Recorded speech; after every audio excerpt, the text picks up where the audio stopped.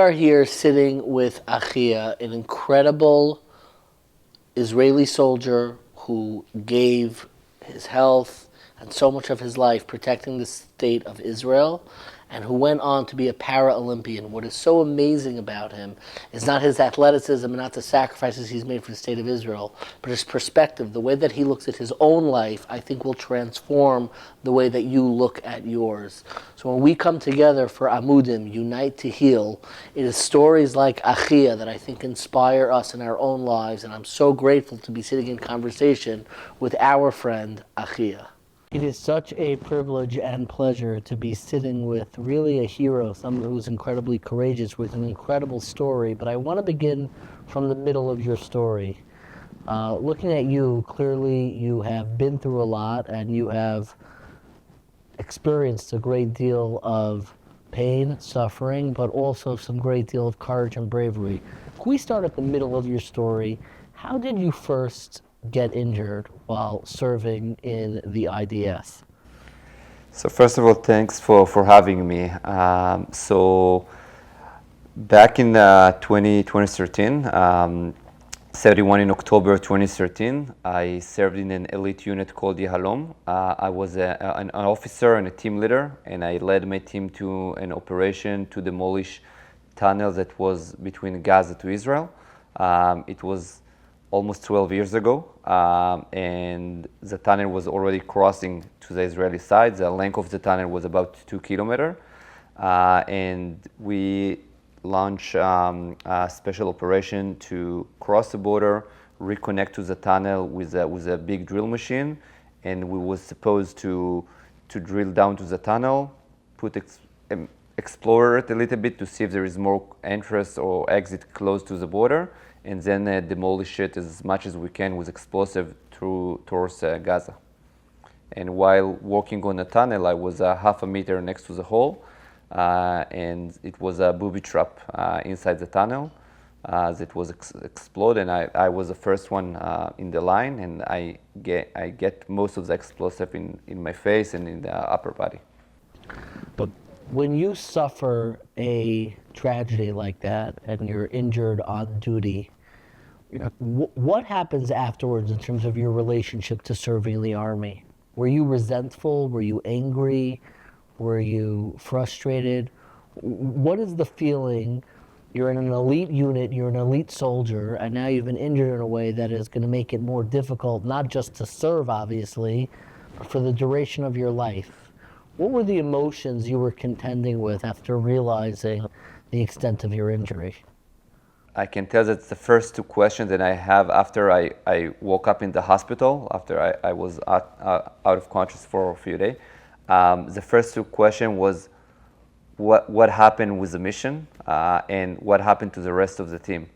And for years I'm thinking about it, and I'm trying to understand with myself what led a person to ask this specific question after something so big happened to you. You woke up in the hospital, and the first two things you want to know is what happened to the mission and what happened to the rest of your team. Correct. So what happened to the mission is part of the IDF value that you're going to a mission you need to make it happen. Like you need to accomplish the mission. That's the thing that you learn since the first day in the army.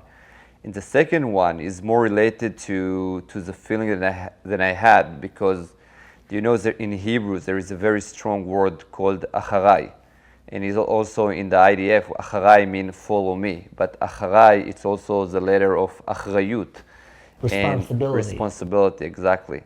And when I led my team for a mission, your soldier following you, not because you're their commander, and because you cannot force someone to lead you, especially when you need people to step into a chariot tunnel, because that's a little bit, it's a different story.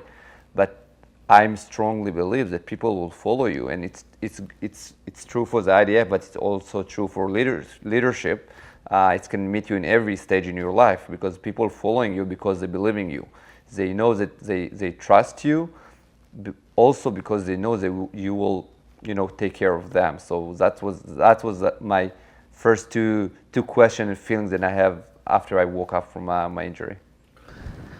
Once it became clear to you that you would suffer permanent injury to your sight and just to your physical strength is going to be diminished or changed for the entirety of your life, I could imagine that somebody would want to like retreat from anything having to do with athleticism or physical activity. That got taken away from you.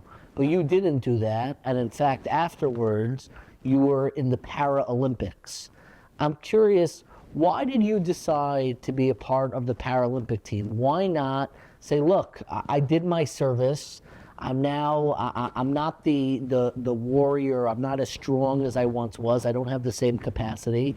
So I'll find a different area. Why continue in the world of physical strength and feats even after suffering an injury? What drew you to join the Israeli Paralympic team? So actually, your question leading me to the first few weeks after that I was already on the hospital and I was already out of like a life risk, and it was the first surgery that the doctor did to my eyes, and after the surgery I was born optimistic. Until today I'm very optimistic, but they told me like you need to come back on a few days and we will check what happened to your eyes, because they didn't know exactly what's the condition, what the situations there. And I came back after a few days and they started asking me so many questions and I didn't understand what they asked, because in my head I was like, before you ask me if I see something, see light, fingers, colors, like take off the bandages. And when I understood they already took the bandages, I understood that it's not going to be like the other time that I was injured and was able to go back to service. So I understood that this time is different. And somehow that's feeling that I have after I understand that was very, very heavy. And I understood, like knowing myself, I knew that in order to overcome challenge in my life, in order to live fulfilling life, I need to make a decision to be more focusing on the future. Because if I will be focusing on the past, what happened to me, all this like a what if question, what if I was I was a little bit far, what if someone else was there? In order to overcome challenge, I need to focus on the future. And in the minute I realized that, everything became much more easier. So for me to choose sports as a recovery and going to the Paralympics was about to achieve another goal.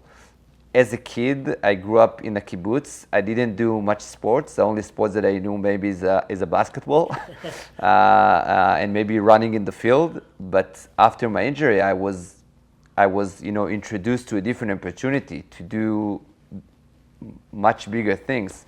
And I think that's what drove me today, also, like in my life. When I realized that life brings you so many opportunity and you need to be focused on the positivity. What can you achieve after? So I think what drove me was to see how can I achieve it, how can I challenge myself. And I always tell my friends that I have a very strange habit to put myself in an uncomfortable situation, but that's a drive that I have, and what drove me to get married, to have a family, kids, to go to the Paralympics as a part of the rowing team and finish 6th place in the world. That's the whole overcome challenge mentality that I'm looking to have to myself. What's so remarkable and what I find so moving about you and your story is that so many people, when they face impediments and challenges and they get knocked down, so even if they get up, but they get up and they don't try again with the same intensity, they lower the bar. And you, when you got knocked down, you raise the bar and you remain so positive and optimistic.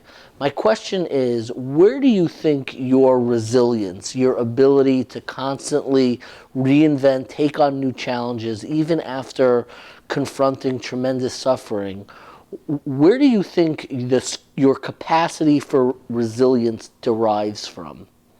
I think it's obviously related to my roots. I grew up in Kibbutz Kfar Etzion in a Judea mountain, and from young age I grew up on the story. Of course, my grandparents was a Holocaust survivor, and I grew up in the place that was in the War of Independence was the Jordanian conquered, and then the whole history, how we came back and build it again from zero. I think that was a story that about the warrior of Gush Etzion, how they didn't like they fought until the end, and I think that's kind of story that I heard all over my life again and again and again.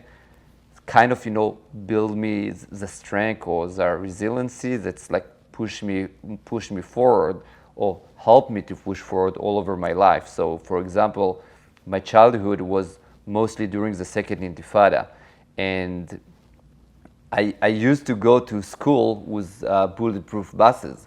So for if I'm telling it today, or if I'm even thinking that my kids will need to go, I'm like, oh no, that's not a safe place to my kids. But for me, that was the kind of environment that I grew up. So that was also, it's like every story or every stage in our life, it's like a small piece of puzzle that's, at the end of the day, it's like who we are. So that's, I think, that the stuff that, when I put everything together, that's the small things that, leading or creating my path.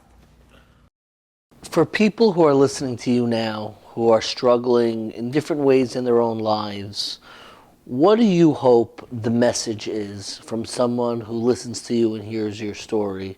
What do you want them to walk away with? I heard a very strong sentence that was resonate with me. It's like it's a very famous one, but it's life begins at the end of your comfort zone. Life begins at the end of your comfort zone. Yes. Beautiful. And I believe that this sentence, it's not like a one-time experience. It's a way of life, because when you step out of your comfort zone, like you basically expand the bubble, so you create another one.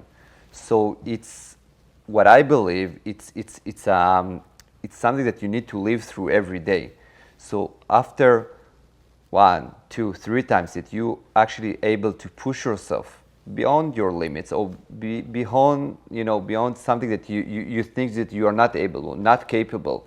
Once you learn how to do it and how to live like that help you to live completely different life. So that's what I'm really trying to teach people. That's the message that I'm trying to tell people. Like, you need to sometimes start with the small things, with the little things that like help you to be a little bit to live in the unknown situation. But when you accomplish that, like, you will be so much confident, so much able to do stuff. That's what I'm trying to tell people. You have an incredible spirit and perspective. I'm curious, when you look at the current situation in Israel and you see the rise of anti-Semitism, you see what happened on October 7th and how really the entire world, it seems in many ways, has turned against Israel and the Jewish people.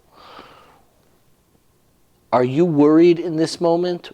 How do you process the moment that we are in, given the experiences that you've had? So for the first time in my life, because today I'm living in Toronto, I was able to be exposed to anti-Semitism, because when you live in Israel, you don't really understand that, because you really understand anti-Semitism, what they meet you in every day, or the worst, when there is a potential that can meet your kids. That's where you start to be worried about it. But a short example from today, there is a very famous. We said that I'm an athlete, so I'm very very involved in the cycling world. And there is a one team. It's called Israel Premier Tech. Sylvan Adams, a Canadian Jew, he owned the team, and this in the last few weeks they're racing in a world tour called Vuelta de España, and during this race there is so many pro-Palestinian protests stopping the race for so many times. But today, maybe I think it's the maybe one of the last stages in the tour. One of the rider, it was a lot of protest today, but he managed to get fifth today, but he also managed to be on the podium today because he's the young rider. And when I know that this rider is American, he's not Israeli or Jews, but he's standing there with the Israeli premier tag, I understood that, you know, they can try as much as they can to put us down, to kick us from the world, you know, stage in sports, in politics, in trade, in business, in everything. But because I see it, you know, between right and wrong, and I understand that as long as we keep doing what we're doing, will be there, and we will show everyone that we are here to stay. That is absolutely beautiful. In terms of Judaism, Yiddishkeit, I'm curious if there's a specific place that you look to within Jewish life or Jewish text that gives you strength and hope. For me, I grew up in a religious family, and I think that until today, the thing that stay with me the most is all the nigunim. It's the Jewish music.